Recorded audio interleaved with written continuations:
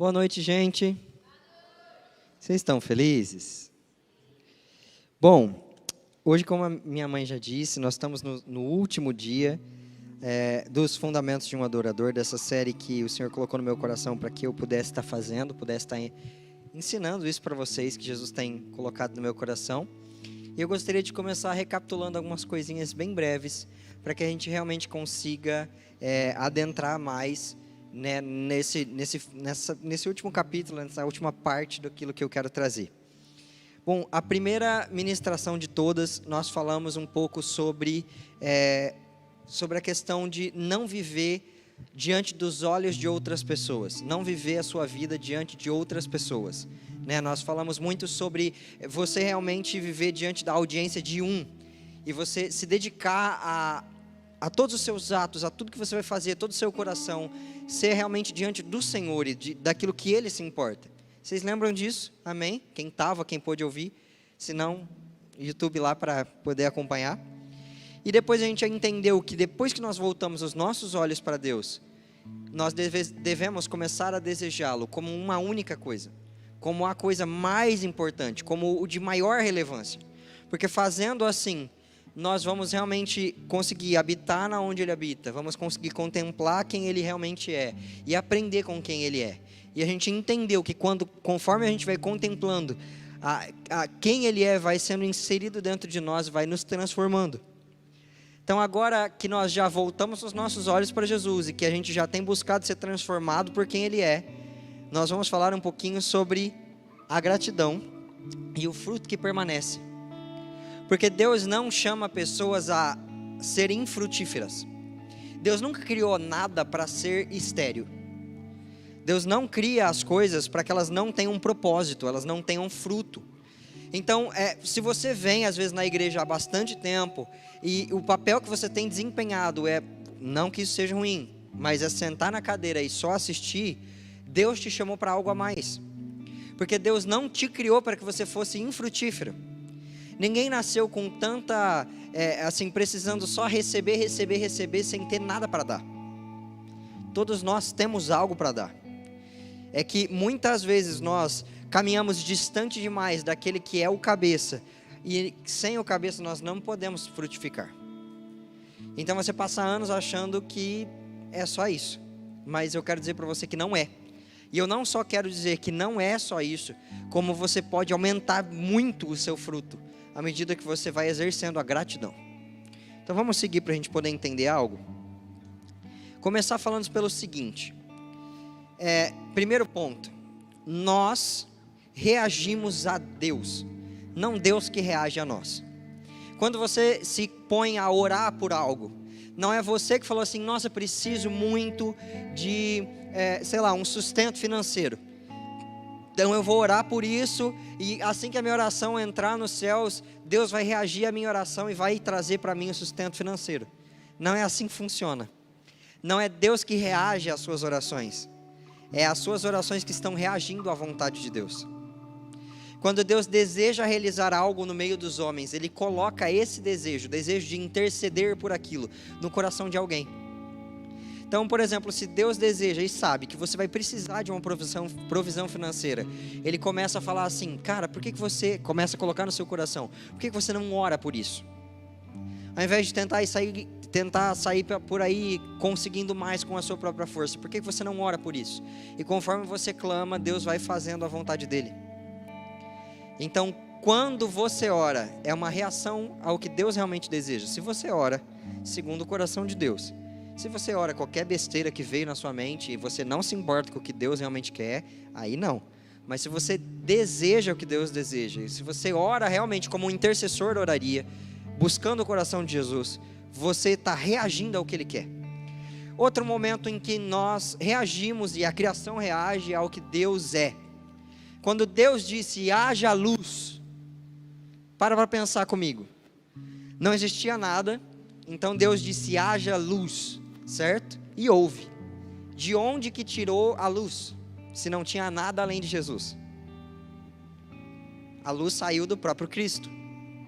Ele foi o primeiro exemplo de luz para os átomos e para as coisas criadas, para as moléculas de luz e para as partículas de energia, primeiro exemplo de carga positiva da história foi Jesus quando disse: haja luz.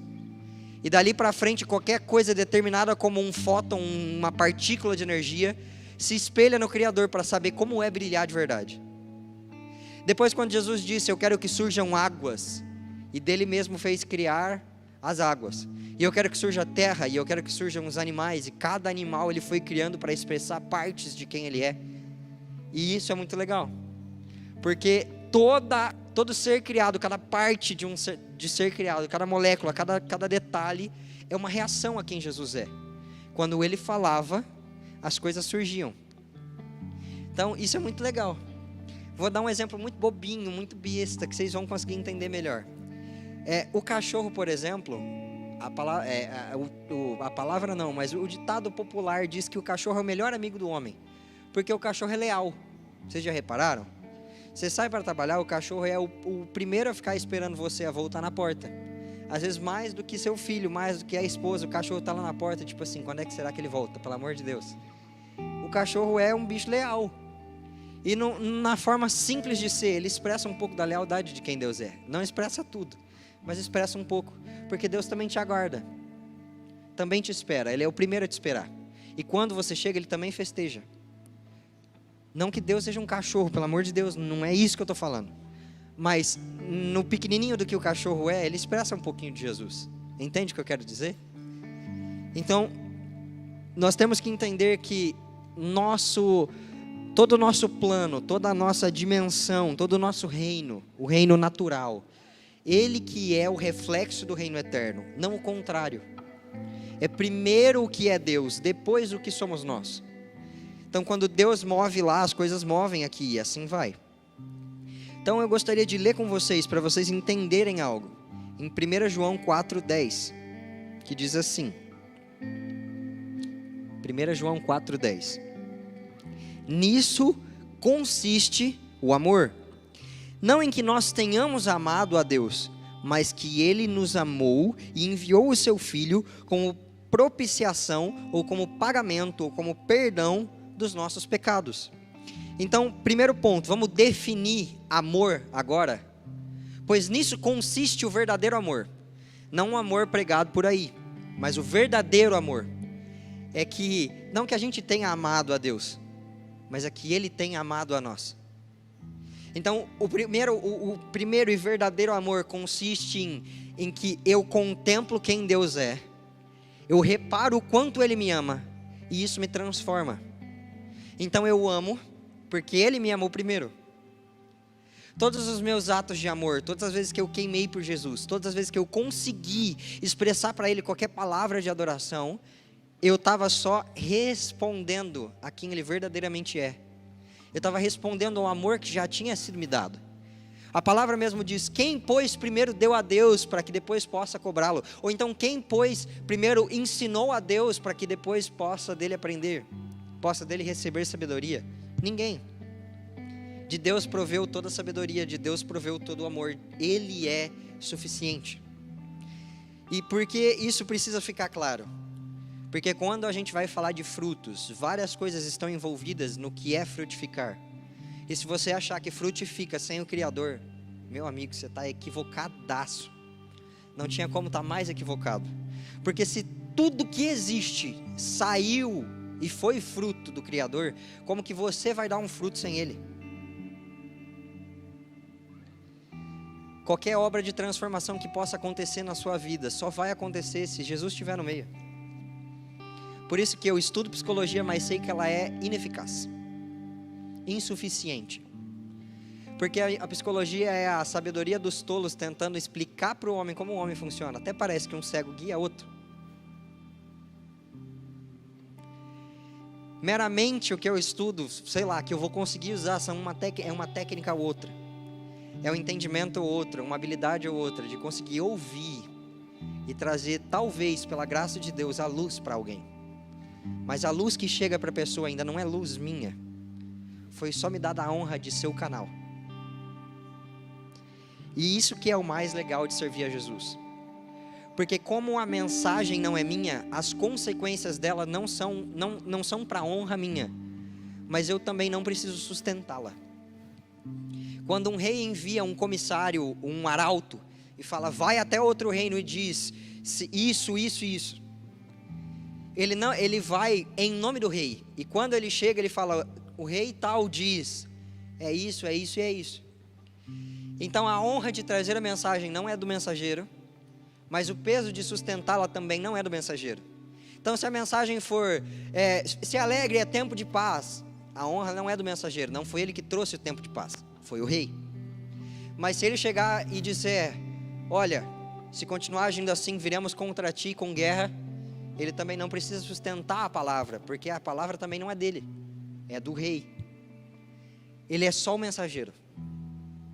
Quando nós frutificamos sobre o reino de Deus, quando nós frutificamos o reino de Deus, eu não preciso me importar em sustentar o fruto, porque se eu realmente estou no reino de Deus, o fruto é do Cordeiro, não é um fruto meu. Então aonde o fruto vai alcançar, não me importa. Mas eu escrevi uma canção, será que ela toca as nações? Não sei. Você tem Jesus o suficiente para expressar Jesus às nações? Porque se tiver, fica tranquilo, a canção vai tocar quem precisa tocar. Mas eu estou escrevendo um livro, será que ele vai chegar às pessoas que precisam? Fica tranquilo, a mensagem do livro não é sua. Você foi só o canal. Deus manda a mensagem dele aonde ele quer, e a palavra diz que a mensagem dele não volta vazia. O que eu quero dizer é que, se você tem sido canal de Jesus, seu fruto permanece. E bendito aquele que o fruto permanece, porque a palavra diz que no final seremos provados pelo fogo, e alguns terão feito, construído suas vidas, suas casas, suas obras, com palha, madeira ou feno. São frutos que não permanecem, porque quando o fogo bate, vira tudo cinza. Ainda foi uma oferta para Jesus, porque o alicerce ainda continuou, entende o que eu quero dizer? Mas o fruto que permanece faz com que eu mantenha o galardão que me é devido. Quando Deus fala de galardão, por exemplo, a palavra utilizada é salário devido. É como o soldo de um soldado. Ele foi para a guerra em nome de alguém, quando ele volta, ele tem o direito de receber algo. Só que o que eu quero receber quando chegar diante de Jesus não é só simplesmente a salvação, porque o meu alicerce está bom.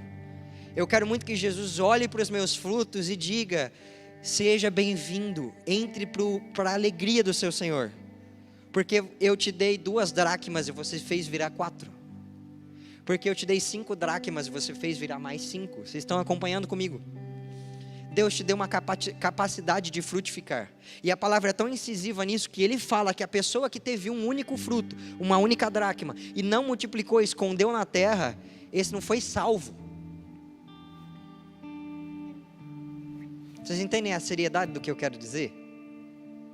A pessoa que tinha um fruto, mas enfiou ele em coisas terrenas, essa pessoa não foi salva.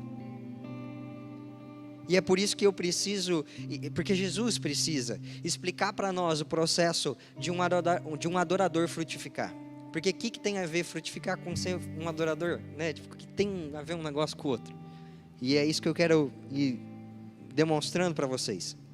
Todos nós seguimos ao rei, porque essa é a ordem natural das coisas.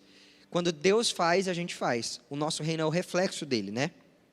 Por isso, Jesus colocou no meu coração uma frase, pode ser que não seja mais completa, nem mais bonita, mas é o que Jesus tem colocado no meu coração, que é: a adoração é a reação adequada da criação diante da grande beleza do Criador. O que isso significa? Que toda vez que Deus se manifesta, a reação adequada do meu ser é se prostrar e adorar. É simples assim. Quando o rei entra na sala, ninguém fica em pé, todo mundo se prostra. E quando ele levanta a voz para falar, ninguém fala junto, todo mundo se cala, porque ele é o rei dos reis. Então a reação adequada do meu ser é quando eu consigo adorá-lo de verdade. E a gente vem aprendendo nas últimas 2 quintas como adorá-lo de verdade. como manter o coração nos mandamentos corretos, como amar as pessoas realmente da forma que Deus deseja que a gente ame, como não viver a minha vida para que as outras pessoas vejam, mas para que o Senhor veja. E isso faz com que a gente entre na seguinte questão: Deus fez algo por nós, e agora nós precisamos responder à altura. Entende o que eu quero dizer? Deus derramou algo sobre nós, e agora nós precisamos responder à altura, para que dentro de nós exista essa reação correta de adoração, e permanecendo nele frutifiquemos. Faz sentido para vocês? Legal? Vamos rever um pouquinho, e eu peço paciência, porque eu vou ler vários textos, mas para a gente relembrar um pouquinho da grandeza do que Deus fez por nós. Hebreus 1:13, eu gostaria que você abrisse comigo, ou visse no telão, tanto faz.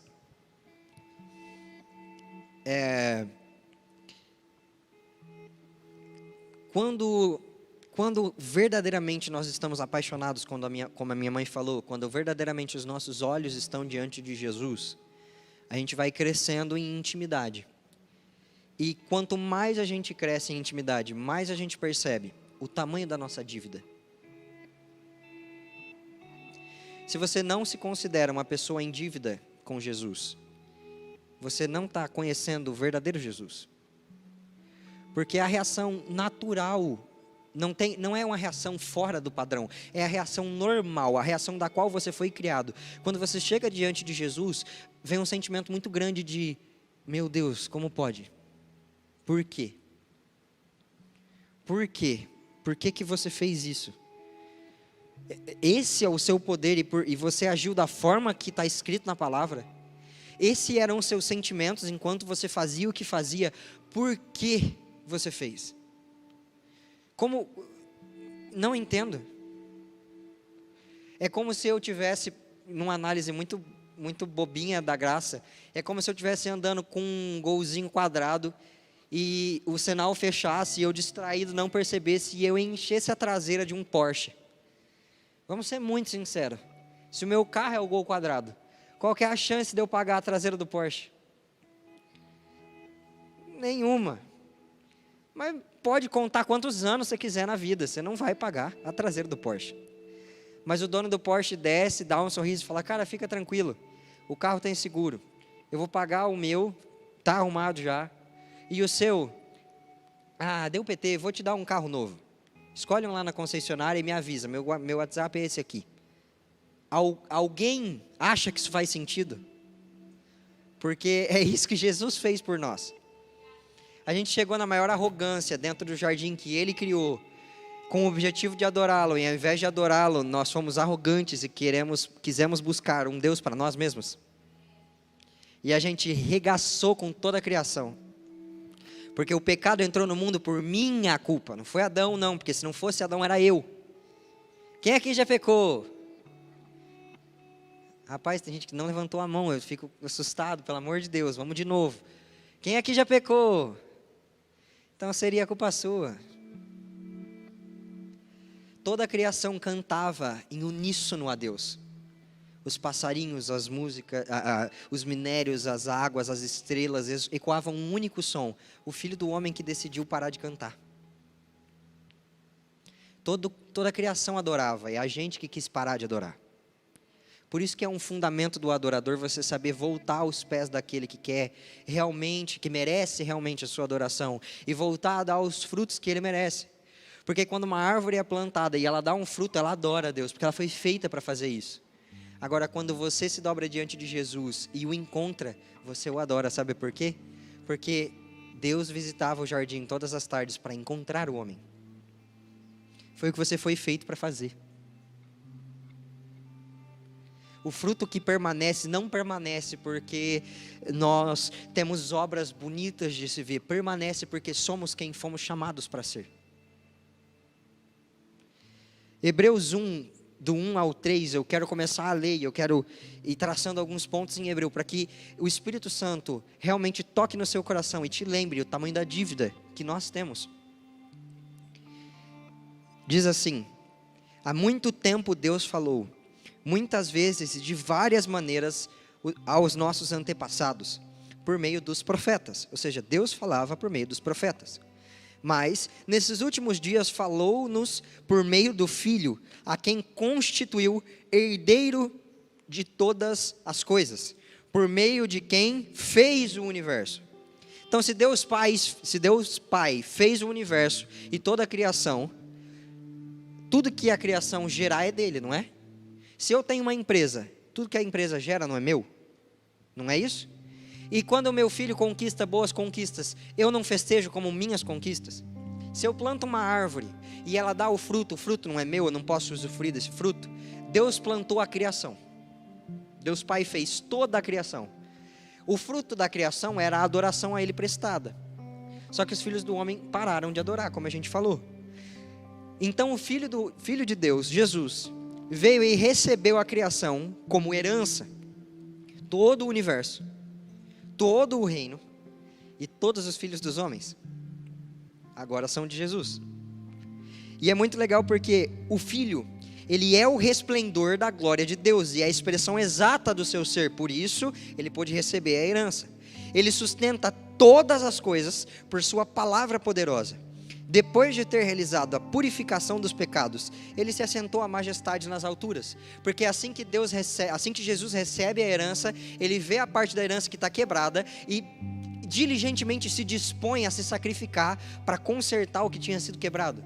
É como se ele tivesse ganhado um carro de herança e ele fosse lá arrumar o motor que estava falhando e agora o carro volta à perfeita ordem, porque Jesus, ao descer à terra, colocou ordem sobre todas as coisas. Isso é muito legal, mas é simples. Vamos continuar para a gente aprofundar. Próximo versículo de Hebreus é o 8, Hebreus 8, do 6 ao 13. Então a gente viu que Jesus foi se assentar com Deus. Todo mundo pegando isso? Amém? Legal, vamos lá. Agora, porém, o ministério de Jesus, que Jesus recebeu, é superior ao deles, aos sacerdotes. Assim como também a aliança da qual ele é mediador é superior à antiga, sendo baseado em promessas superiores.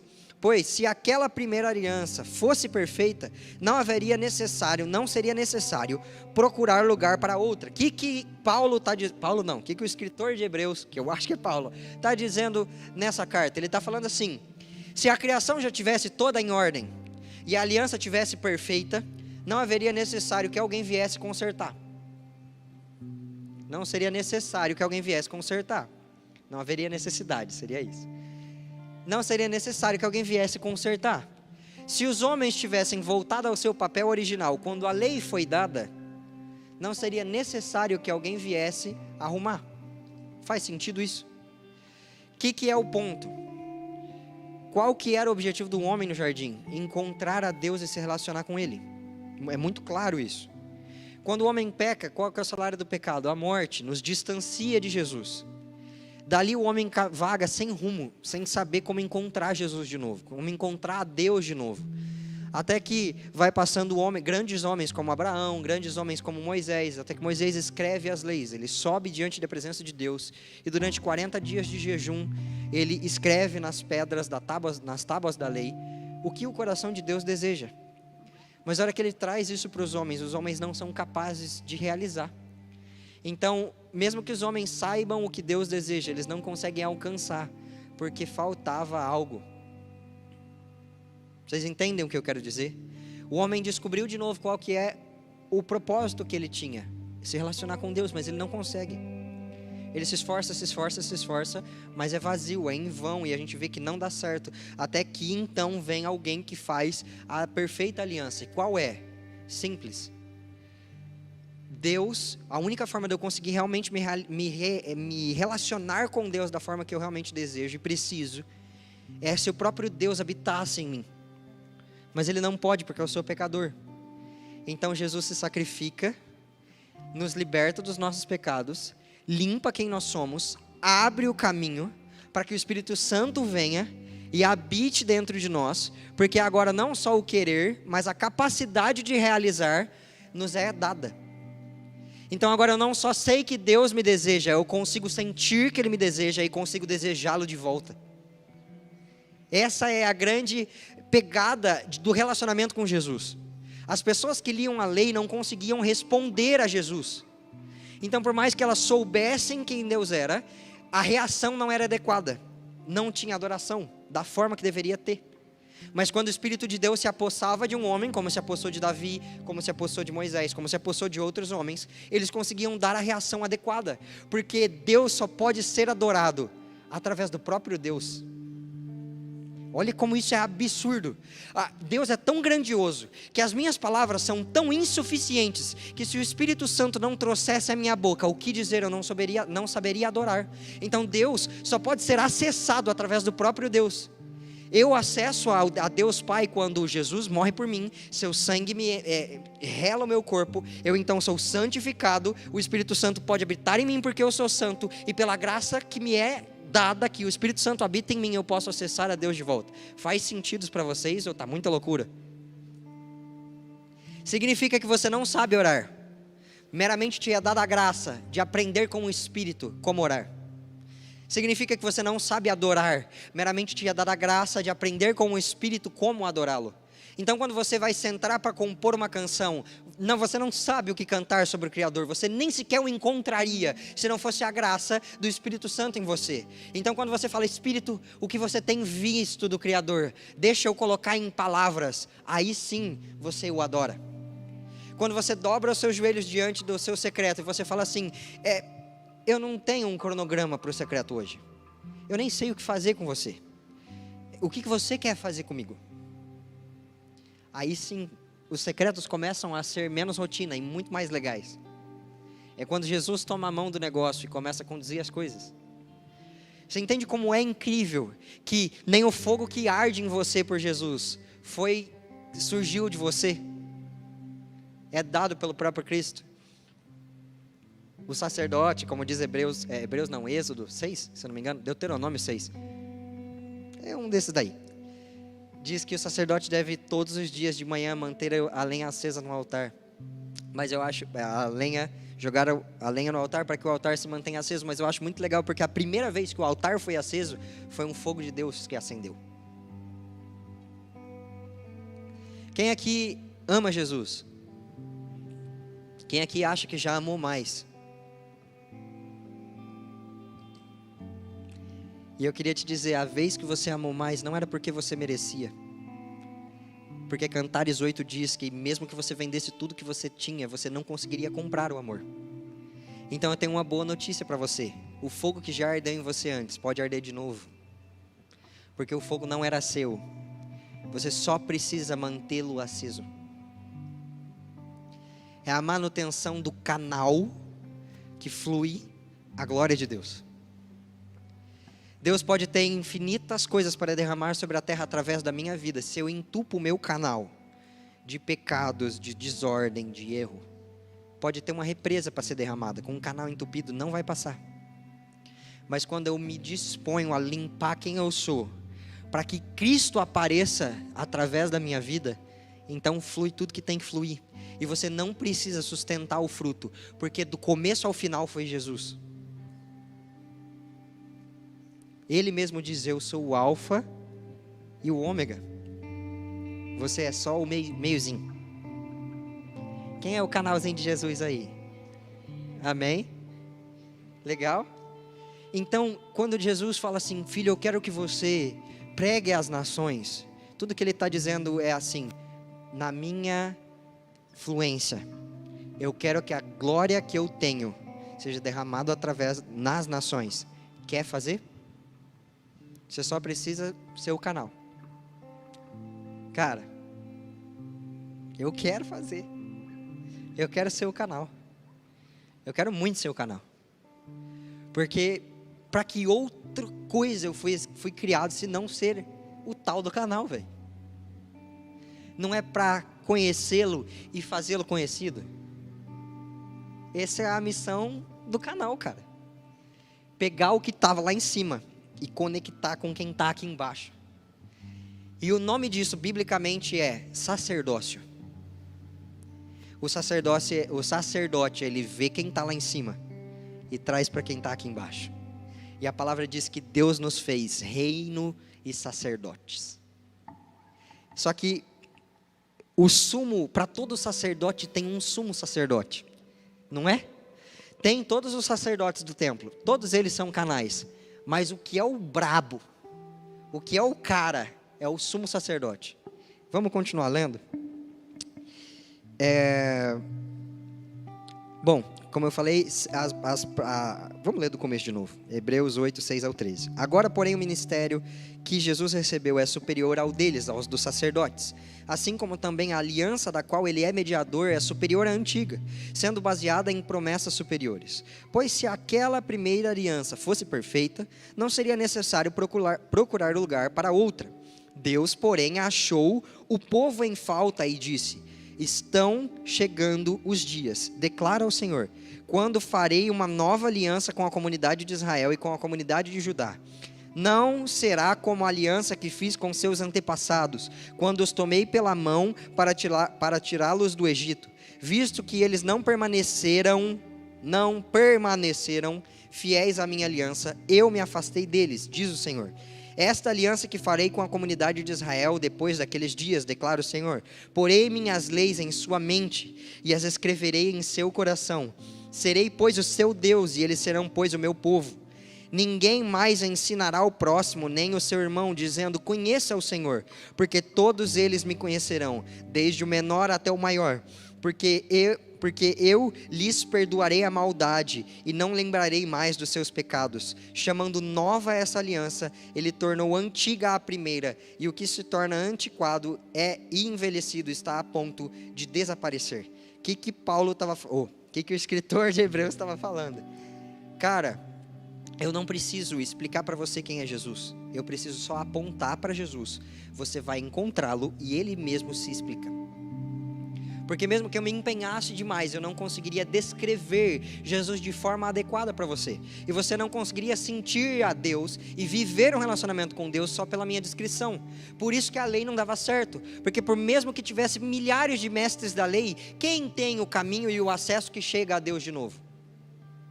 Ninguém, cara. Só aquele que é o Cordeiro, é o Filho de Deus. Então hoje, o meu papel é única e exclusivamente apontar para Jesus, e Ele faz o resto. Eu sou o canal. Faz sentido isso para vocês?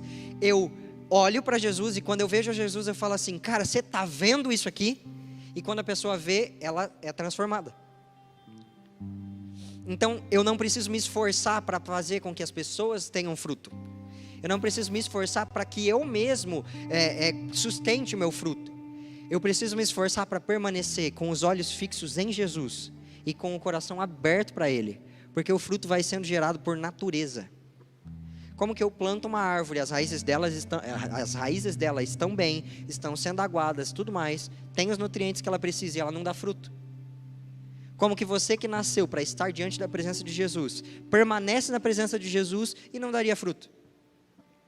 Faz sentido? Quem aqui quer dar fruto? Eu quero te dizer uma ótima notícia. Você só precisa permanecer amigo de Jesus. E o fruto virá. E você, quando chegar o fruto, não precisa comparar o seu fruto, porque Deus dá o fruto que deseja a cada um.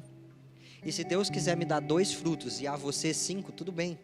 Porque eu não fui chamado para me comparar com os outros servos. Eu fui chamado para permanecer um servo diante do rei. Se os meus olhos estiverem diante de Jesus, nem me importa quantos frutos você dá. Eu só preciso saber quantos frutos Ele quer de mim. Porque se Deus não me pede 10 frutos, eu não preciso dar para Ele 10 frutos. Eu vou dar o quanto Ele me pede. Deus sempre vai me pedir a melhor do que eu consigo dar. Mesmo que o seu melhor seja hoje um fraco sim, quando chegar na hora do louvor. Do final. Seja um fraco tipo: Jesus, eu quero isso aí que o Vitor falou. Se for um fraco sim, mas é o melhor que você tem para dar, cara, dá para Jesus. Deus sabe medir a maturidade dos seus filhos. E Ele sabe pedir um pequeno esforço para quem é bebezinho e um gigantesco esforço para aquele que já é maduro. Não compare os seus frutos. Olhe para o Cordeiro e vê quantos frutos Ele quer de você. Continuando a grande obra do que Jesus fez por nós, Hebreus 9, 24 ao 28. Diz assim: caramba, está muito tarde já. Vamos lá, que tem muita coisa para falar ainda. Vamos lá. Pois Cristo não entrou num santuário feito por mãos de homens, uma simples representação do verdadeiro. Ele entrou nos céus para agora se apresentar diante de Deus em nosso favor.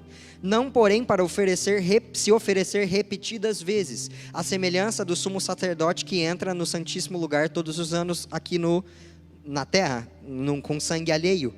Se assim fosse, Cristo precisaria sofrer muitas vezes, desde o começo do mundo. Mas agora, ele apareceu uma vez por todas no fim dos tempos, para aniquilar o pecado mediante ao sacrifício de si mesmo.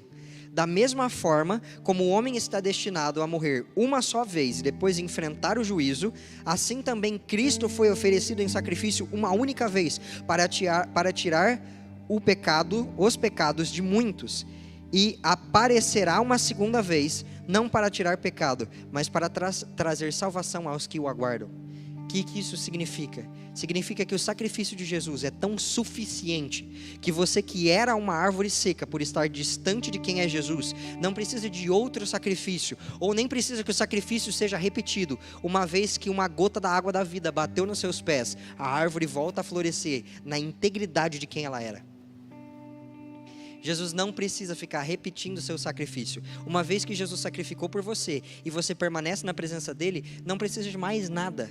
Deus é suficiente. Deus é suficiente para restaurar o seu coração, para fazer com que você o conheça e o capacitá-lo para fazê-lo conhecido. Ele restaurou perfeitamente quem você deveria ser, com um único sacrifício, uma única vez. Eu tenho um conceito, Eu não tenho escrito na Bíblia, mas eu acho um conceito muito interessante, que eu chamo de meu eu original. O meu eu original é o meu eu sem pecado, o eu que Deus realmente criou para ser. E conforme o pecado deturpou, foi virando essa coisa ruim que vocês veem agora.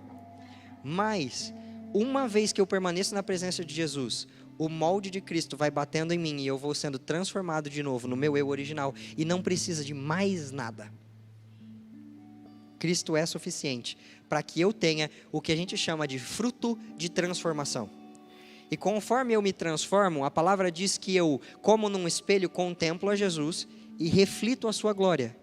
Então, quanto mais eu olho para Ele, mais me pareço com Ele. E aí, como eu me pareço com Ele, mais as pessoas olham para mim e encontram Jesus. E eu voltei ao meu propósito original: conhecê-lo, fazê-lo conhecido. Faz sentido isso para vocês? Qual que é a grande pegada? João 15, do 8 ao 9, diz que nós não podemos frutificar se não permanecermos em Jesus. Não tem como. E João 15, 4 ao 5 diz que a gente não pode frutificar se nós não permanecermos em Jesus. Mas por que frutificarmos? Simples. Nós somos homens em dívida. Então porque Deus fez tudo para que a gente entrasse na aliança. Deus só não morreu por nós e agora a gente consegue acessar a Deus. Não, Deus nos fez amigos dele. Deus deu para nós o seu único filho como noivo. Vocês têm noção do que é isso? Vou falar um negócio simples, eu vou usar minha mãe de exemplo. Mãe, se ao invés da Bruna eu namorasse uma menina que me trai toda semana, você deixaria eu casar? Alguém aqui que é mãe deixaria? Mas Deus Pai deu o seu filho para uma noiva adúltera, até que ela se tornasse a perfeita noiva que Ele vem buscar. Quando Cristo vier buscar, Ele vem buscar os que se arrependeram do pecado e permanecem nele. Porque Cristo não vai casar com uma noiva que trai Ele não, fica tranquilo. Mas é que Ele deu chance. E agora você fala para mim que isso não é estar em dívida. E aí por que eu preciso dar fruto? Pelo simples fato de que Ele é digno do fruto desde quando Ele disse haja luz. Ele é digno do meu fruto. E João 15, do 8 ao 9, diz o seguinte. João 15, do 8 ao 9. Meu Pai é glorificado pelo fato de vocês darem muito fruto. E assim serão os meus discípulos. Ponto. Por que eu preciso dar fruto? Porque se eu não dou fruto, eu não sou um discípulo. Significa que então, se eu sigo o mestre, eu dou fruto. E aí ele diz assim: Como o Pai me amou, assim eu os amei. Permaneçam no meu amor. Literalmente ele está dizendo, permaneçam no fato de que vocês são amados por mim e vocês muitas vezes frutificarão, serão meus discípulos, serão salvos, serão minha noiva, serão resgatados, vocês me terão para sempre. Por isso que a noiva de Cantares, conforme ela vai crescendo na maturidade, ela chega a falar uma frase que é, eu sou do meu amado e o meu amado é meu, porque ela já se tornou contempladora de quem Deus é, já foi transformada, está crescendo, está dando fruto, então agora eu sou do meu amado é meu, e não há nada que me tire de Jesus. Isso é muito louco. E o mais legal é que o reino não foi dado para o filho, a gente não viu isso, mas o filho diz que o pai que recebe o fruto, porque a palavra diz que quando chegar ao final, Jesus vai vir, vai ficar 1000 anos conosco, vai preparar toda a terra, adornada, bela, bonita. Ninguém vai pecar mais, já faz 1000 anos e ele ainda vai estar arrumando a terra.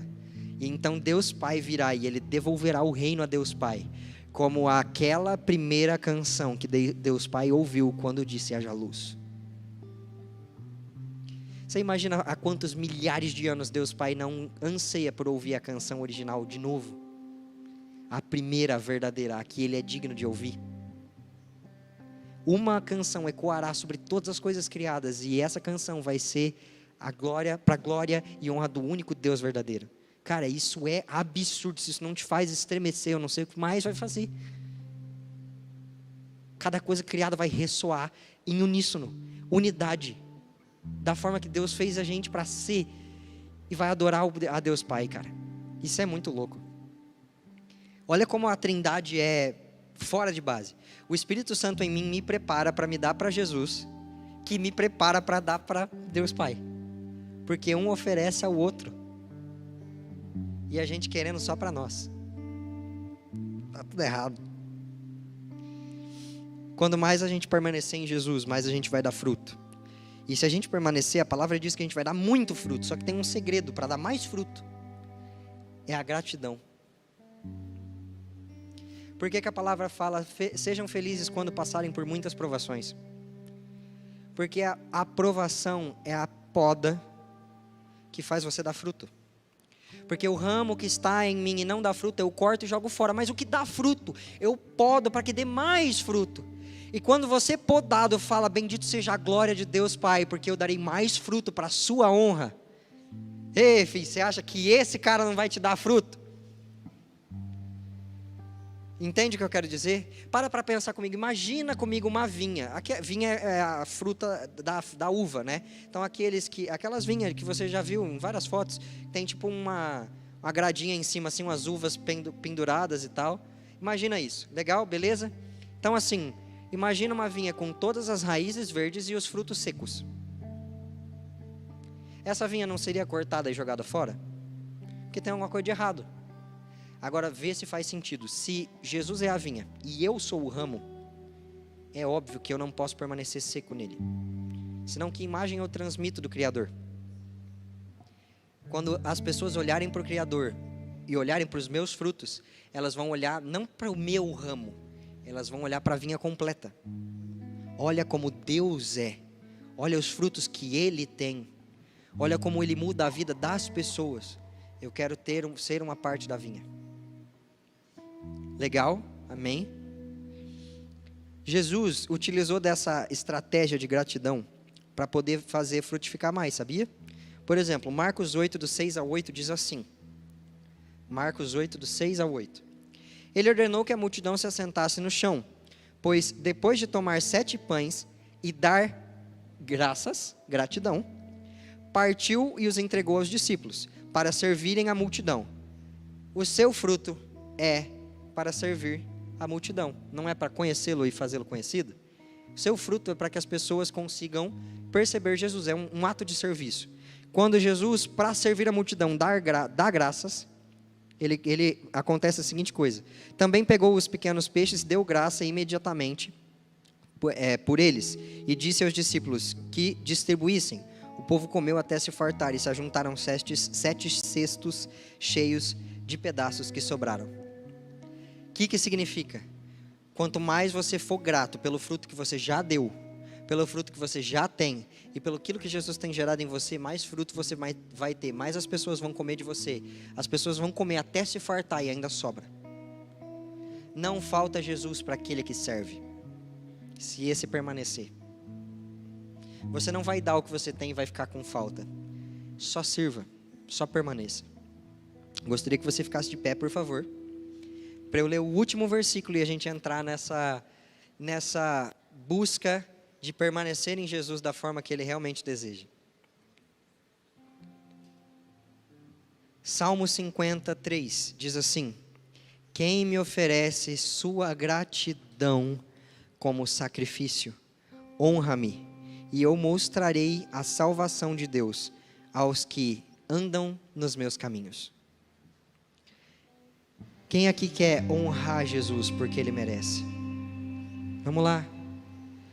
E eu peço que você faça isso agora, fechando os seus olhos e oferecendo para Ele os 2 tipos de fruto que você pode dar.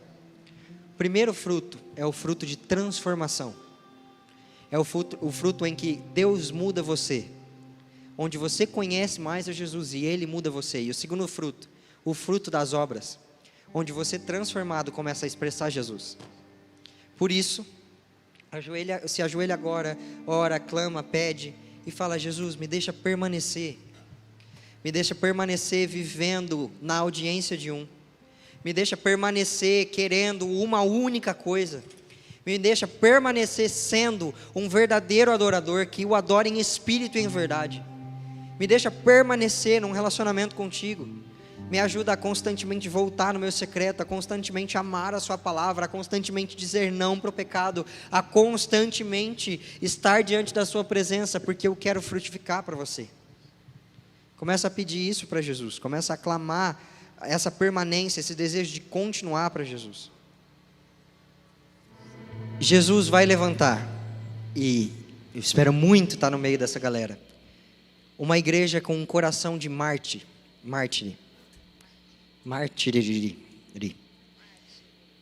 um coração que morreu para si mesmo. Essas pessoas, esses honrados homens, eles vão ter a honra de literalmente gastar as suas vidas além do que muitas outras pessoas conseguiram fazer, para morrer no lugar de Jesus, morrer junto com Jesus. E isso é extremamente relevante para o final dos tempos. Extremamente relevante porque a gente está falando, porque esse sentimento de dívida vai levar os homens, esses homens que Jesus está preparando, a entregarem as suas vidas, mesmo que não literalmente, mas com esse sentimento no coração. E aí, cara, é a igreja que Jesus está esperando. Então, que Jesus possa gerar em você cada dia mais esse sentimento de que Ele é digno, de que você tem essa dívida, até que você se torne uma pessoa com um coração de mártir. Amém?